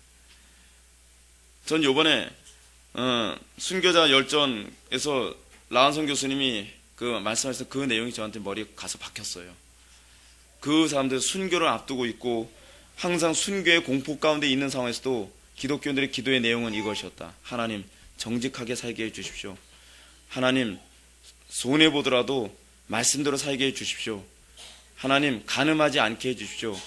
하나님 죄 짓지 않게 해주십시오. 그게 그들의 기도 제목이었다는 거예요. 그 얘기는 무슨 얘기예요? 그들은 순교의 상황에서도 하나님 여기서 살아남을 수 있게 해 주십시오가 아니라 하나님 어떤 식으로든지 좋으니까 제가 끝까지 믿음 지킬 수 있게 해 주십시오. 기도의 방향이나 기도의 수준 자체가 완전히 다른 겁니다. 그러니 안 믿는 사람들이 봤을 때 납득이 안 가죠. 근데 예수님의 기도가 그래요. 예수님의 기도가. 예수님의 기도는 뭐예요? 아버지의 뜻 이루어드리는 거에만 관심을 갖고 있는 거예요. 아버지의 뜻 이루어드리는 거예요. 여러분, 우리 삶 속에서 아버지의 뜻이 이루어져야 될 가장 첫 번째가 무엇입니까? 성공입니까? 출세입니까? 그래서 교회가 부흥하는 겁니까? 부흥 안 하는 겁니까? 저에게 있어서 아버지의 뜻의 1차적인 것은 이겁니다. 제가 말씀대로 사는 겁니다. 예. 교회가 성장하고 교회가 성장하지 않고 교회가 부흥하고 부흥하지 않고는 그 2차적인 문제이고 1차적으로 제가 하나님 말씀대로 설교를 하고요. 제가 말씀대로 살고 제가 거룩한 삶을 사는 것이 하나님께서 저에게 향한 1차적인 목표라고 저는 확신합니다. 아멘. 여러분들도 거기에 초점을 맞춰서 기도하십시오. 아멘. 이것이 없다면 우리는 비본질을 추구하기 위해서 본질을 잃어버리는 엄청난 어려움에 처하게 될 겁니다. 우리가 이 땅의 삶에 초점을 맞추고 있지 않다면 그리고 여러분들의 영원한 내세와 하나님의 거룩하신 형상에 참여하는 것이 여러분들의 소망으로 여러분들이 각인되어진 거룩한 성도가 되었다면 여러분들은 이제 거기에 초점을 맞추십시오. 그러면 여러분들은 살 길도 주님께서 원하신다면 열어주실 겁니다. 그것을 통해서 여러분들 하나님에 대한 관계가 더 깊어지고 하나님에 대한 이해도 더욱더 깊어질 것을 믿으시기 바랍니다. 다 같이 기도하시겠습니다. 거룩하시고 자비로우신 하나님 아버지, 우리 신앙의 조상들이 어떠한 신앙생활을 했고 그들이 영원한 하나님 나라만 바라보며 이 땅에서 조금도 타협하지 않는 귀한 신분의 삶을 살았던 것을 우리가 묵상하게 되었습니다. 우리의 믿음을 더하여 주시고 우리가 이 땅의 부요와 번영과 즐거움만을 위해서 이 땅에서 쓸 것 다 쓰고 즐길 것 다 즐기며 사는 것이 아니라 우리가 영원한 천국의 모든 보화를 저축하여 살 줄 아는 그런 믿음의 백성들의 모습을 갖출 수 있도록 은혜 베풀어 주옵소서. 모든 것을 주님께만 의탁하오며 사랑이 많으신 예수님의 이름으로 기도 올렵나이다. 아멘. 우리 주님